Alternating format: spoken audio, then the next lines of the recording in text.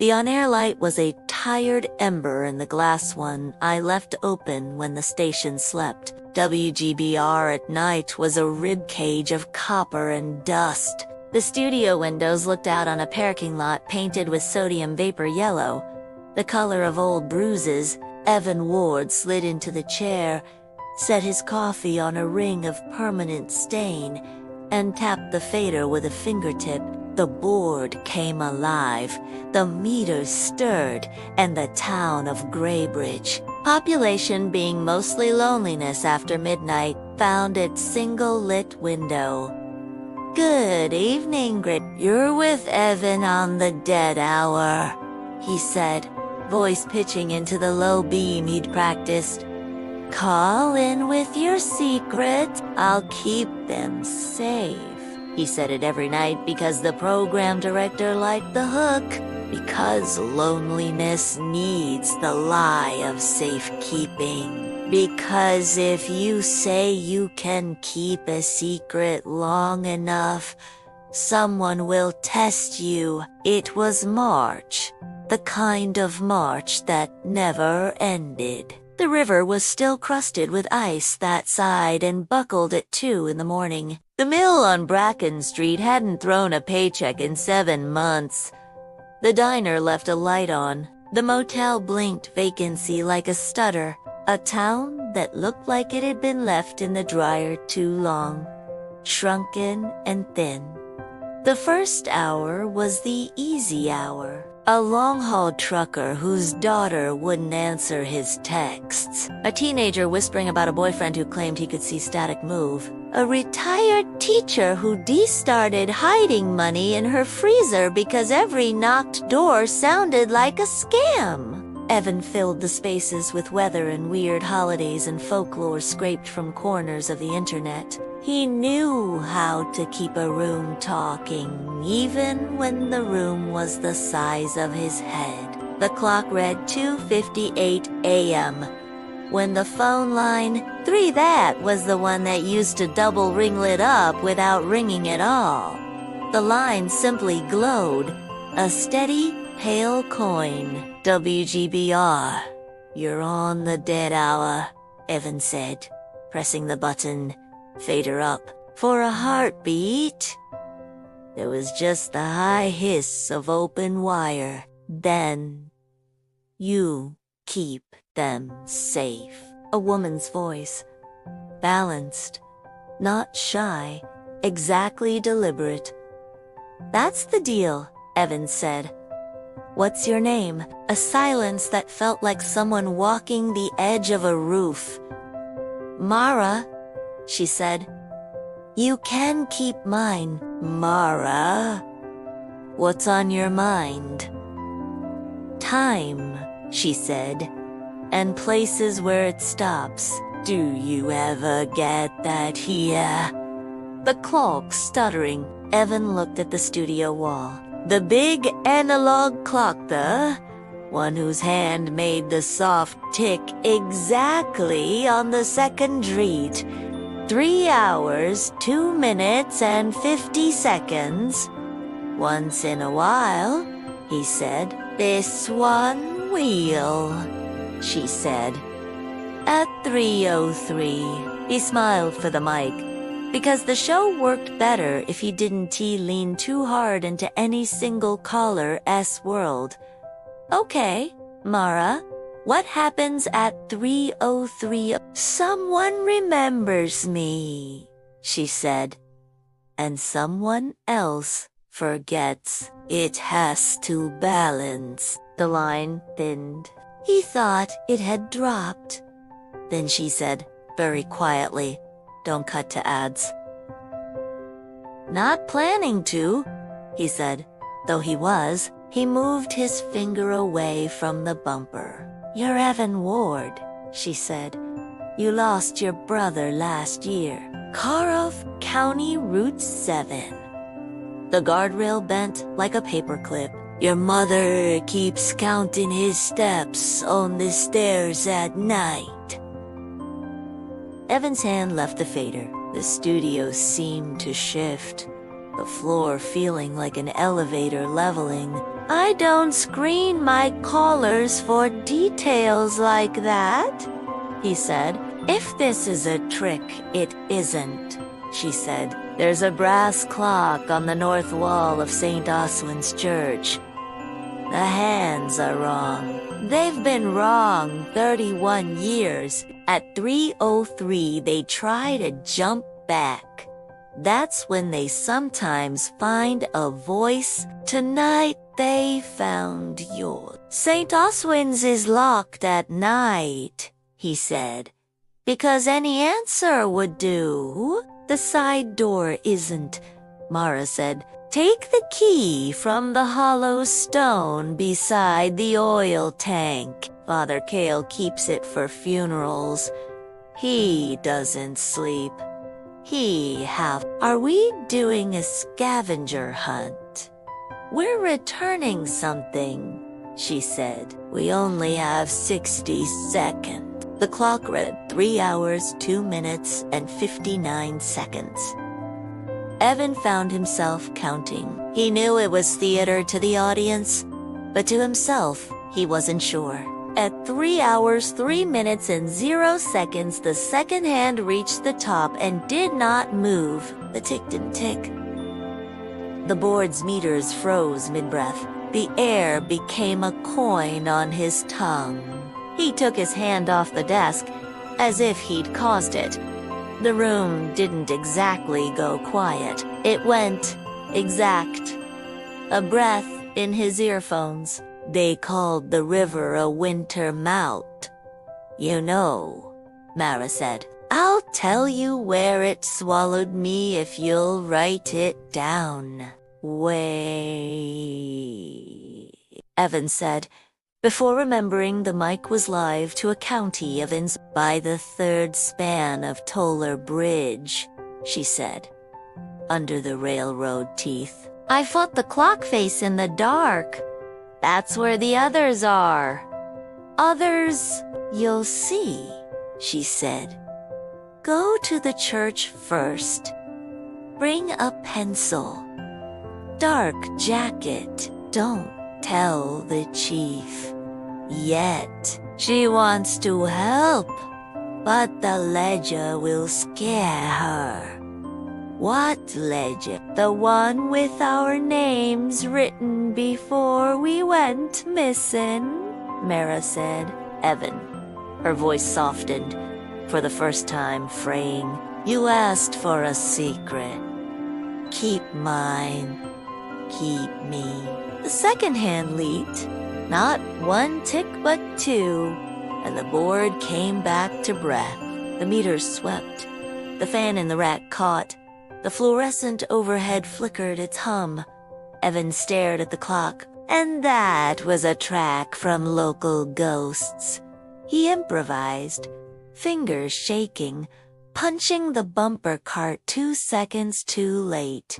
Music filled the room, cheap and tinny and exactly what he needed to keep the shape of an ordinary night. When the ad said finished, he opened the mic. Did a quick 5 minutes of weather and a joke about the groundhog suing March for breach of contract, and took 2 regular callers who demanded to know whether cryptocurrency could be haunted. And then he ended the show 2 minutes earlier than usual, mumbled a sign-off to nobody, and shut the board.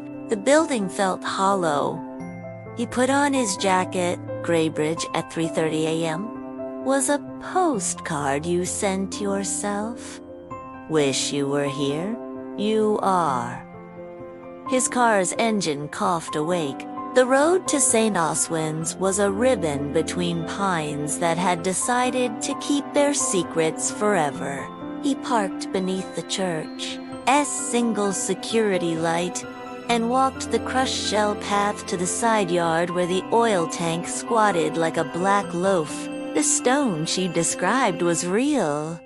A weathered, lichen-pocked thing with a crack along its top. Evan set his fingers there, felt cold and something smoother than rock. The key came out stamped with a parish's name. He stood very still, key in hand, the night pressing its palm to his sternum. Okay, he said aloud to whatever in him wanted witnesses. Okay, Mara. St. Oswin smelled of candlelins and piles of books that had not moved in a generation. The nav was a dusky vault. His phone light was too sharp, so he kept it pointed at the floor, the beam a small white boat in an ocean of stone. He passed the first row of pews. The brass clock on the north wall was not a clock. It was a shallow dish the size of a millstone, etched with saints' knots and river lines and a ring of numbers in Roman numerals, no hands. Inside its face, someone had scratched a graffito in pencil. If found, return to time. You're kidding me, he whispered. Because if you met the myth, and it looked like bad high school vandalism, you had to laugh or run. The side chapel door creaked, and a shadow detached from a darker shadow. Father Cale, Evan said, raising one hand. The figure stepped forward. A man in a sweater vest, not a collar, thin hair, eyes glass bright. You're Mr. Ward, he said, from the radio. You shouldn't be here.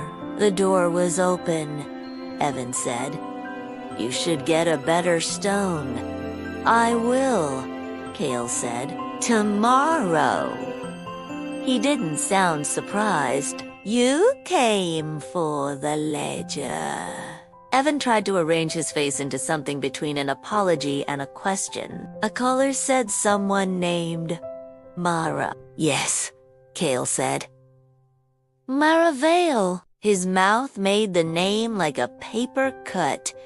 I thought the river had her. If she called, perhaps not.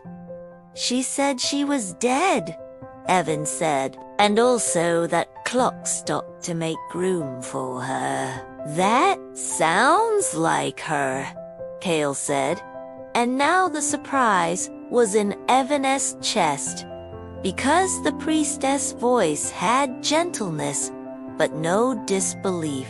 She laughed at me once for oiling the hinges. Let them groan, she said. Let the doors remember. He opened a small wooden cabinet with a key whose teeth had been filed too many times. Inside, on felt the color of old liver, lay a book. The leather was cracked, and every edge had been touched so many times the corners were as smooth as river stone. He set it on a lectern. Evan came closer. The pages were vellum or a good imitation, ruled and columned in a neat hand. Parish record of offerings and alms. Don't touch, Cale said. Oil from fingers, ghostly ink. But you may read. The entries marched down the page. Names, dates, small sums, notes. There was nothing strange until Evan began to notice, as one notices a recurring bruise, that certain names showed twice, once near a holiday, once not. A woman would give $3 toward roof repair in April, and then again in May the same name appeared in red pencil, underlined with a single word in the margin. Missing. He kept reading. The red pencil found a rhythm. In the winter of 24 years ago, there was a cluster where the margins added another word. Not missing, but river. Then, a decade later, another cluster road. And then, the year of the mill closure, bridge. Each cluster's dates mostly ended at March, mostly ended near the 3rd. He found Mara Vale with a jolt of recognition he had no right to feel. 2 entries. One ordinary donation 2 summers ago, and one in red. March 3rd. Missing. Bridge. You kept this in a cupboard, Evan said, voice thread. Why? We keep everything, Cale said. We are a town of keeping, asked Nellie Pike. She keeps the rest. Who knew? Evan said. The chief, Cale said. She tries not to look at it. Or perhaps she looks, and the hours fall out of her hands. Evan felt suddenly the exact temperature of the church, and beneath that the river, and beneath that the town's slow clockwork. He remembered his brother's steps, the 13 things he wanted to say to him that he kept organized like index cards for the next time, and the next time never came. He looked at the clock dish. He looked at the ledger. He looked at his phone where the time read 3:01, though it had been 3:01 for too long. I need a pencil, he said. Cale handed him a stub from his vest pocket without comment. Evan turned to a blank page and wrote, in block letters, I heard Mara Vale on air. She said, Toller Bridge, 3rd span. He dated it. Will that do? He asked. For what? Cale said.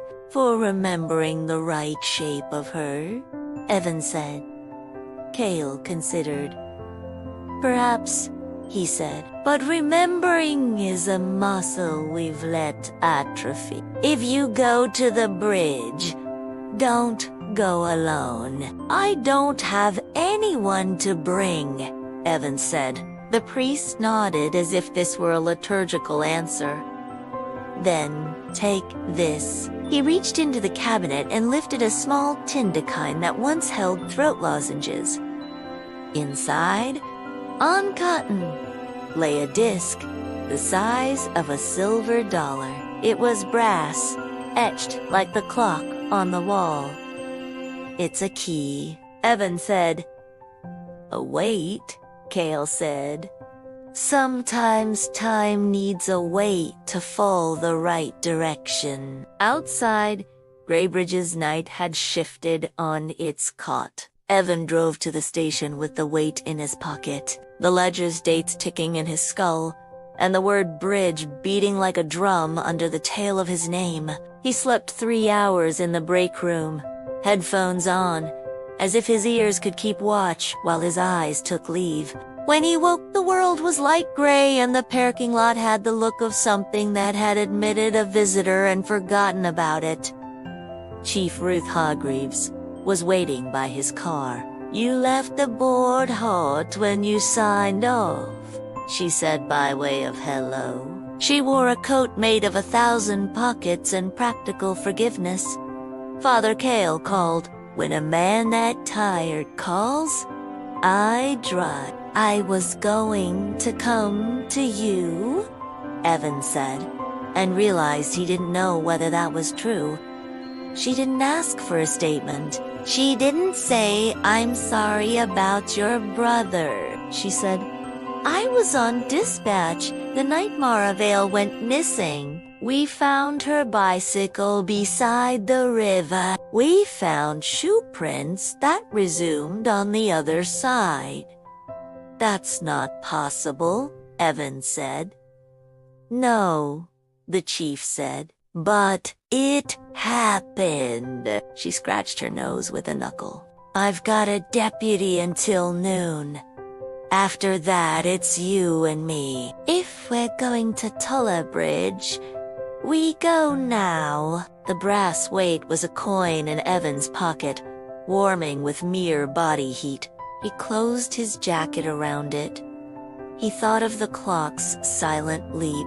He thought of the town's habit of red pencil. He thought, secrets aren't kept, they're carried. Okay, he said, let's go see where the hours fall out. Toller Bridge carried the railroad like a thin scar over the river. Parallel to it, 12 yards south, ran the old auto bridge with its rust scabs and flaking paint, closed now except to foot traffic and teenagers who thought laughter on iron could keep you from falling. The river itself was a patient animal. Its winter skin was broken in oblongs, moving when the current insisted and still when it found shade. Evan walked to the third span counting rivets, because counting kept his thoughts from scattering like frightened fish. Chief Hargreaves carried 2 thermoses and a crowbar. "One to warm us," she said, holding up the coffee. "One to talk to doors." "What's the ledger to you?" Evan asked as they stepped onto the bridge's first span. The iron sang underfoot, a thin music that made him think of violin strings under a fingernail. "It's a list of failures," she said, "which is to say, it's a history." She looked out over the ice. "When I became chief, I thought I could change the catalog, that I could stop the red pen." Then the mill went down and the town started listening to itself too hard. "What does that mean?" "You know how it is when a house gets too quiet," she said. "You start hearing the hot water pipes like their voices. You listen for a car in the driveway that isn't coming." At the second span, the wind rose. At the third, the river widened as if to present a stage. Evan stopped. The metal under his feet shivered in tiny spasms, not from their weight, but from something below current against support, or a tuning fork struck by a hand he couldn't see. "Here," he said. She said the third span. Hargreaves nodded. She knelt by the rail and set her palm on the iron. "Feel that?" "I do," he said. "I don't know what it is." "Neither do I," she said. "But it's something." She stood, looked along the structure. "There's an access hatch by the center. Maintenance used to keep it wired shut. Wire doesn't last. They found it. A square of grating with one side clipped, the wire twisted in a lazy knot." Hargreaves levered it up with the crowbar and they looked into the throat of the bridge. The girders webbed, the water black below, the boards thick with scurf. "I'll go," Evan said, surprising himself. "Because," the chief said. "Because she called me," he said. "And because I, don't he? Want you'd be the one who falls if falling is part of the price." "Okay," she said after a moment, and handed him a flashlight. "If you see anything that looks like a memorial, it isn't for you." "Not funny," he said. "Didn't say it to be," she said. Inside the bridge belly, the air was weirdly warmer, which made no sense. The flashlight found graffiti older than he was. Names layered over names until they formed dark halos. Evan's breath fogged and then cleared, as if someone had turned a knob. He moved carefully along a narrow beam, one hand to iron, the other holding light. Below the river pushed and whispered and showed nothing of its teeth. Halfway to the center he saw chalk. It was a ruin of chalk, a flurry of marks, like a teacher's board after a long afternoon. He knelt. Amid the palimpsest were numbers, circles, arrows. He touched a circle and it lifted his dust onto his skin. "Recent, Mara," he said, absurdly, because he didn't expect an answer. But from above, the bridge sang a note that was not wind. He found, tucked into the seam between plates, a small notebook in a zip bag. He slid it free. Inside, in the calm, precise hand he thought he heard at the studio, were lines and dates and place names and fragments. Third span at 3:03. Test 17. Clocks at St. Oswin's and Depot must be misaligned to open band. Ledger notes seem to inflect frequency. Name Zach Blick. The sentence broke on the next page. Apologies repeated 7 times, and then I don't want to go back, but the town keeps asking. He turned another page and found a diagram. The river as a mouth, the bridge as teeth. The clock as eyelids. A line labeled band between remember and forget. There was a paperclip holding a photograph. It was of Mara. Vale, he assumed. The eyes were the same careful voice standing beside a chalkboard at what might have been St. Oswin's Fellowship Hall. On the board were equations and what looked like a rough Fourier transform, except that the axes were named guilt and mercy. Evan, Hargreaves called. I found something, he said, and backed out like a man leaving a confessional. On the bridge, he handed her the notebook. She flipped pages the way a person walks a creek stone to stone. She was mapping it, the chief said. Not just the bridge, the pattern, She showed him an entry from a year ago. Test 4. Left offering copper coin. At depot clock, balanced with confession read aloud on air.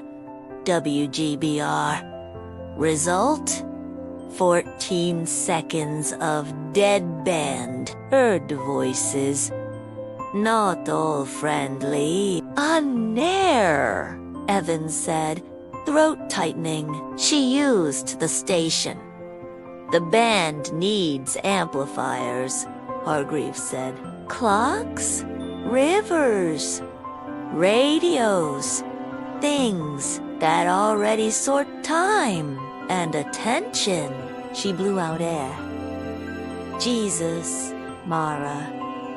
She passed him another page. If I go into the band, I can bring names out. If the town says them, the ledger unwrites itself, but only if the debt is balanced. A confession for a confession. An offering for an offering. A remembering for a forgetting. This is, Evan began, and stopped, because any sentence would require choosing a word like magic or madness, and neither felt right. The river shifted under them, making a sound like a throat clearing. What time is it? Hargreaves said. Evan looked at his phone. 2:56. He looked at the sky. It had the quality of a held breath. We have time to set something up, the chief said. If we believe her. I do, he said before he could calculate the dignity of the claim. She nodded. Then we need the clocks misaligned. She wrote that the depot has the old pendulum clock. The church has that brass dish no one understands. If those are our eyelids, we blink wrong and a door opens. He thought of Father Cale's weight, a coin for a scale. I have a piece of the church clock, he said. That's not a sentence I expected today, the chief said, and then smiled in a small, broken way that made Evan understand how alone she'd been in her job. The depot first. We'll sleeve the pendulum with a magnet. Nellie Pike keeps 2 fish nails from the archive floor. Nellie Pike, town historian, Hargreaves said, more like town memory. She already know we're coming. Nellie did. Her house was a catalog bound in cedar shingles. She met them on her steps with a scarf tied like a librarian-esque flag in a tray, with 3 cups and 1 biscuit that looked like something refugees bake when they must turn hunger into faith. You found her? Then, Nellie said, as if it were the next item on a list. Or she found you. Makes sense, she'd ring a radio. You knew, Mara, Evan said. New isn't the word for people who want to be rerun, Nellie said. But I kept her paper. She said the town would need them when the mill finally died. Grief slows the hands. She handed Hargreaves a magnet shaped like a horseshoe. Pendulum likes a partner. Don't overdo it, or you'll stop the heart. What is it, Nellie? The chief said softly. In plain speech, it's a seesaw, Nellie said. We were a prosperous town once. People confessed their small meannesses in bake sales and funerals. It kept one end of the board heavy. Then we cut wages and lost work. And the river got hungry for a different kind of honesty. The bridge was there, so it volunteered. Evan tried to hold both images at once, a mechanism and a myth. What do we owe? He said. Depends what we took. Nellie said, depends what we forgot on purpose. She put a hand on his sleeve. Running your show. You hear it. People want to be kept. Not their secrets, the fact of them. The depot clock still ruled the waiting room, though trains stopped only twice a day and sometimes not at all. The pendulum swung with old grace. Hargreaves stood on a chair and, with a kind of gentleness that makes you doubt your own hands forever after, clipped the magnet to the pendulum's tip. What does that do? Evan said. Force is a stutter, she said. If Mara's right, the church will try to blink when the depot refuses.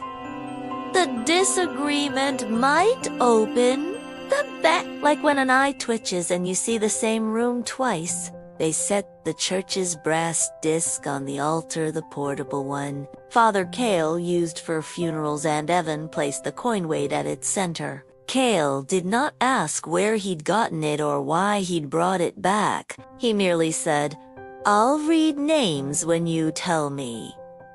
What time? Hargreaves said, checking her watch. We have 30 minutes.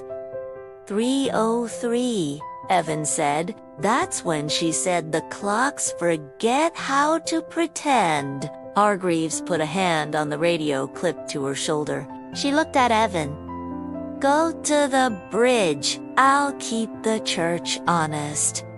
Cale will read the ledger names. Nellie will stand in the depot and watch for the pendulum's hitch. When I say now, say her name on your show and drop the fader. Then listen. Say her name. Mara Vale, Hargreaves said. Start with the one who already found you. Back at the station, the room felt different to Evan. Not bigger, not smaller, more seen. He put the headphones on as if donning a mantle, as if the coils of wire were a coronation wreath for a very ugly kingdom. He cued the bumper music, then didn't play it.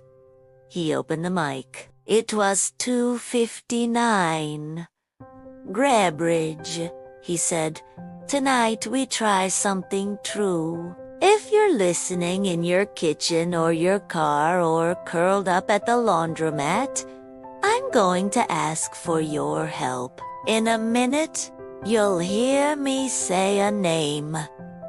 If you loved her, say it with me. If you didn't know her, lend your mouth anyway. If names are weights, help us tip the seesaw. The phone line's lit like a carnival. 1, 2, 3. 4 people calling to ask what the hell he was talking about. People calling to say they had a name too.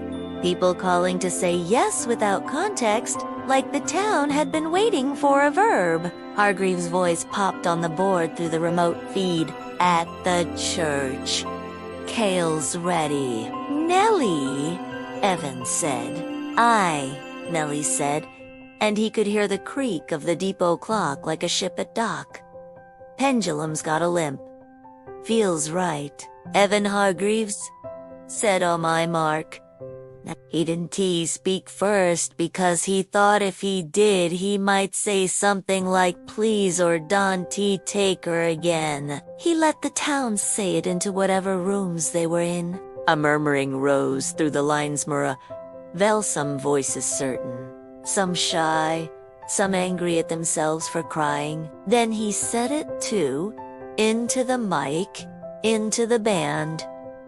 Mara Vale. He dropped the fader, and the station went to 1. The clock on the wall hit 3:03 and stalled. A tone came like the beginning of a dial-up modem, the past calling the present collect. The tone resolved into layers, into something like chimes played with gloved hands. In his headphones he heard his own voice in miniature, like a man in the next apartment reciting the same lines. Then the line cleared and the room rearranged itself. Evelyn, Mara said, and he could hear her smile like frost on glass makes a pattern. Fragile, inevitable, good.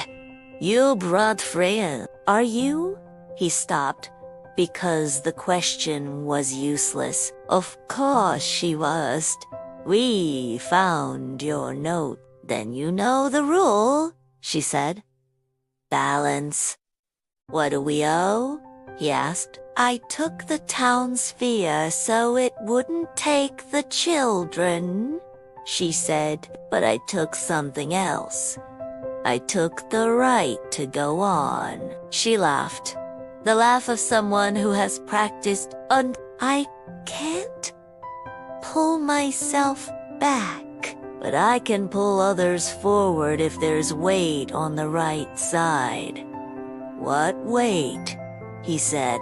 A confession, she said. The ledger wants one true thing no one wants to say aloud. Do you have one? Evan looked at the board as if it might write the answer for him. He could have chosen 1,000 cheap confessions, the coffee he never paid for, the ex he blocked because her joy was intolerable, but those were not weights. Those were feathers, he said. The night my brother died, I was the last call he made. I let it go to voicemail because I was on air and I wanted to sound composed. He left me a joke. I didn't hear it until morning. Silence, not empty, but respectful. Then Kale's voice, far away but steady, read from the ledger. Mara Vale. He stopped as if the ink had opposed him. Present. The board clicked. A relay somewhere electing to live. The clock hand leapt and then, once, backed up as if reconsidering. Mara's voice came in tight with static. That's enough for me, she said. But there are others. How many? He said. Don't count, she said. Counting makes it worse. Listen for Nellie. Evan, Nellie said, breathless. as if the depot had become a track. The pendulum just made a sound like a sob. "Something's giving, Chief," he said. "In the church," Hargreaves said, and in her voice was a brightness, a tactical hope. "The brass face is humming," Cale says. "The red pencil is bleeding backwards. Names are lifting," Mara said. "Tell them to take care how they use this. That town will want to spend it. Tell them the bridge can only open for truth, not for profit or votes." "How will we tell the difference?" Evans said. "You'll feel it," she said. "Your bones know what lies do to rooms." The line jittered, like a bird deciding to leave a branch, then steadied.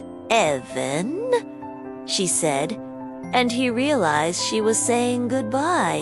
"Where are you?" he said. "When you're not here, in the part of town that exists when the streetlights flicker," she said. "In the echo between headstones when you say the name right. Bring the others if you can. But don't forget to keep the living." "What do you want kept?" he said. She exhaled a breath that sounded like the river letting a piece of ice go. "My bicycle is still in evidence," she said. "Put air in the tires now and then.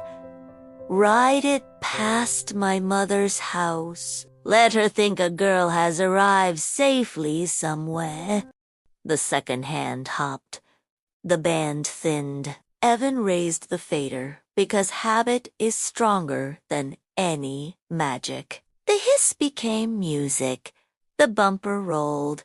The midnight town resumed being itself, but with its coat buttoned differently. The phone lines filled with people who had names like coins in their mouths. He let them speak until sunrise. He said each name once and only once. He did not write them down because the town was writing them where it mattered. When he finally stepped outside, the day was thin gold. Hargreaves pulled up in a car that had seen too many roads and not enough oil changes. She rested her forehead on the steering wheel for a second and then said, "We're not done." "We never are," Evan said.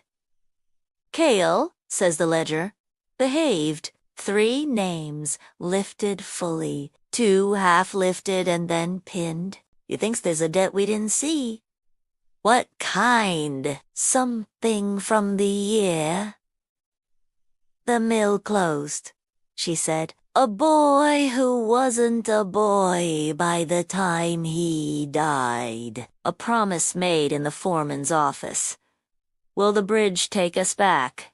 Evan said. "It'll take something," she said. "We can go at dusk, when the town is abruise again." He nodded, weight coin in his pocket like he'd forgotten to return a library book, and was ashamed in the right way. "Bring a truth you haven't told yet," Hargreaves said. Mara pulled because we pushed.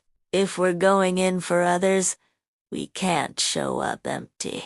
They met at dusk because some lessons are taught in the color between colors. Nellie wore a coat that might have been her motheress and carried a thermos of tea that tasted like a medicinal apology. Father Cale locked St. Oswin's and pocketed the key like someone keeping a pet from running back to the wild. Hargreaves had a bundle of chalk and a coil of rope. "What's the rope for?" Evans said.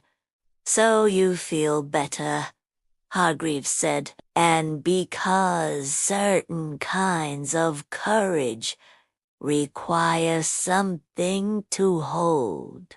At the third span, the air vibrated like a cat purring in a room you can see. Evan climbed down first this time because he wanted to turn fear into a verb. He chalked over Mara's circles with new ones, not to erase but to echo.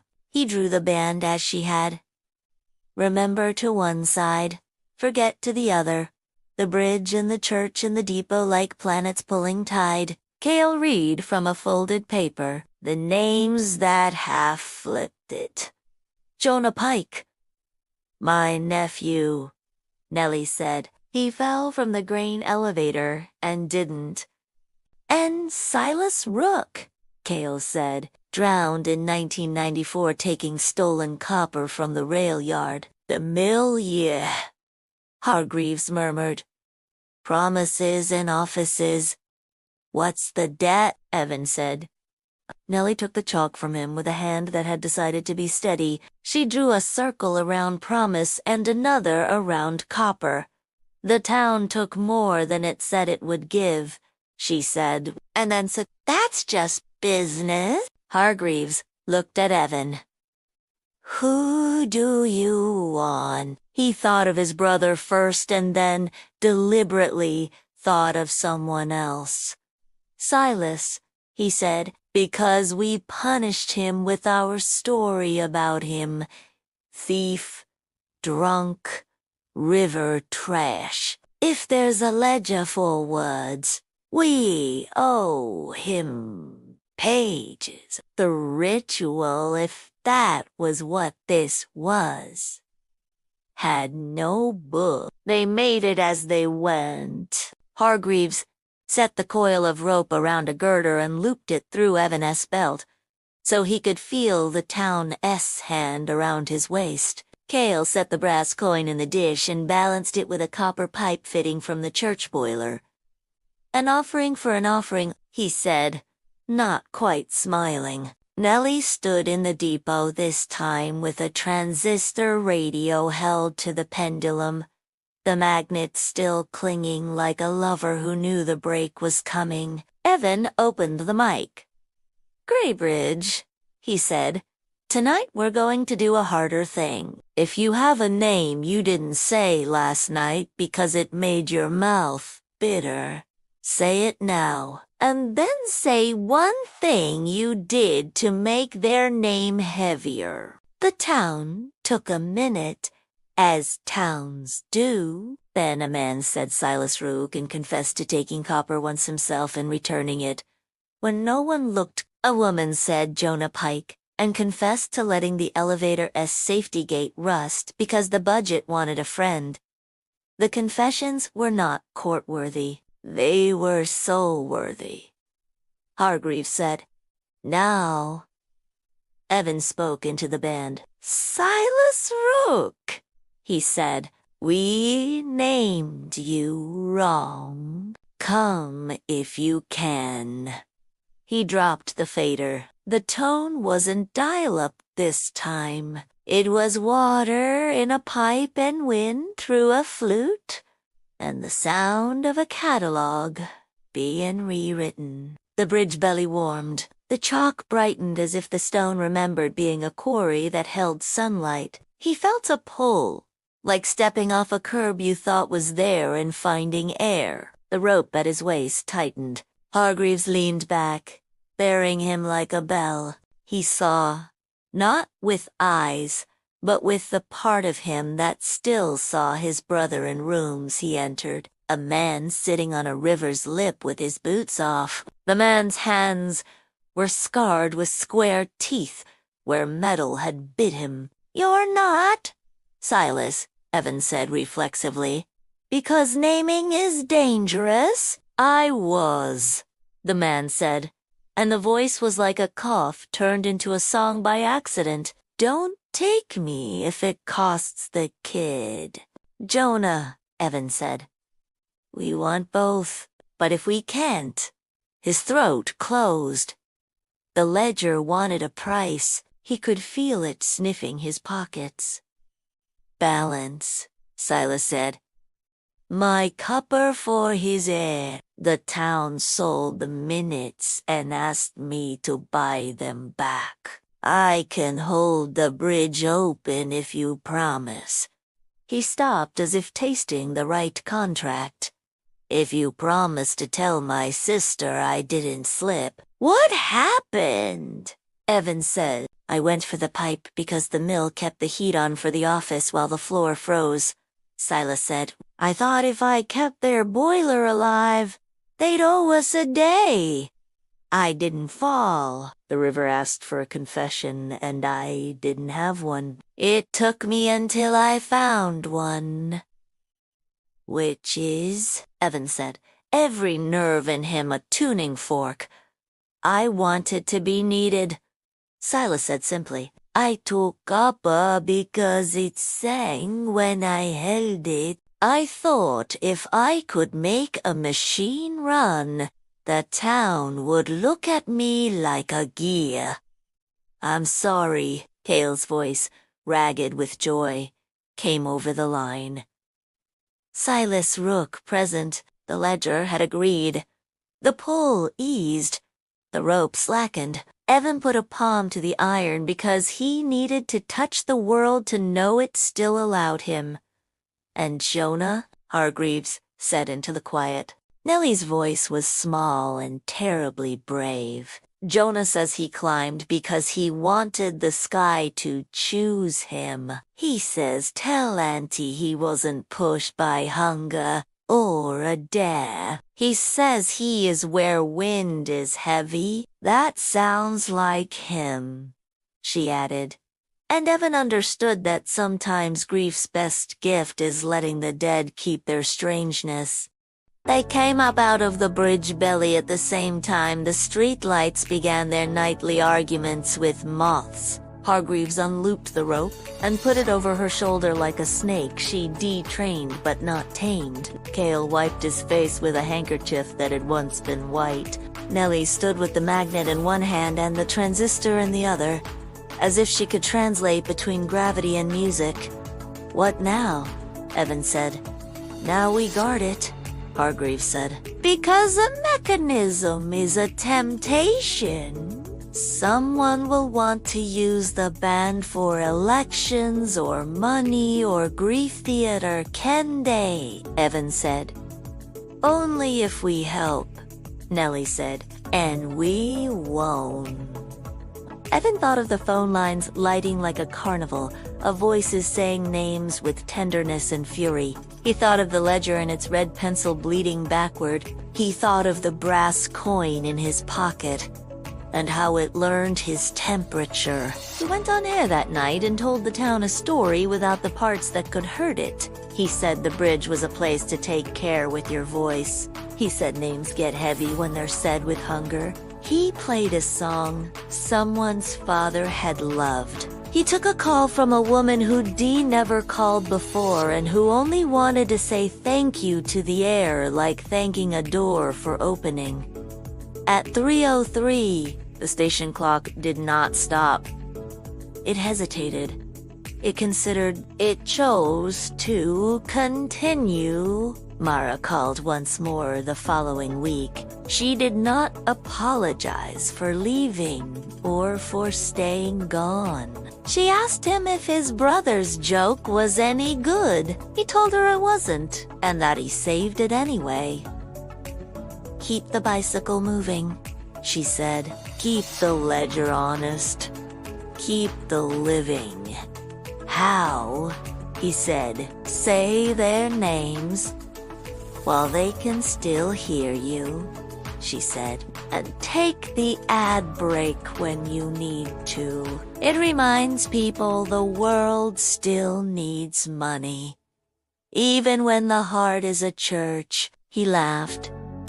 She did too, and the laugh made a thread across a chasm. Not a bridge bridges are for weight, but a clothesline for drying truths on the anniversary of the mill's closing.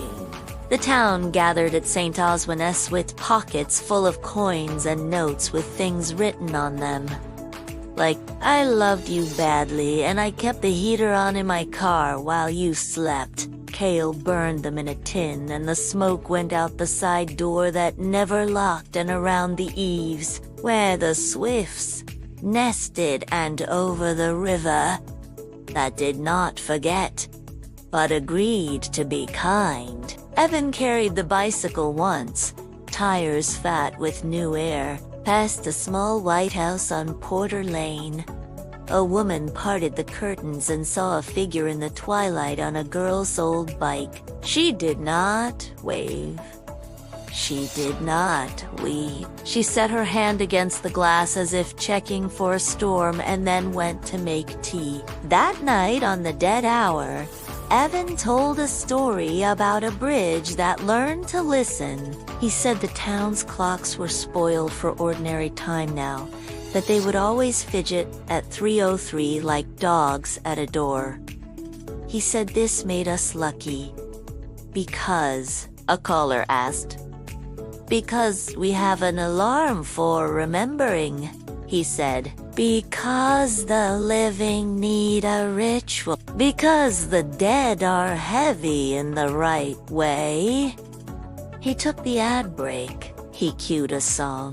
He looked up at the clock and imagined a world where every town agreed to misalign its eyelids once a night to see who needed crossing.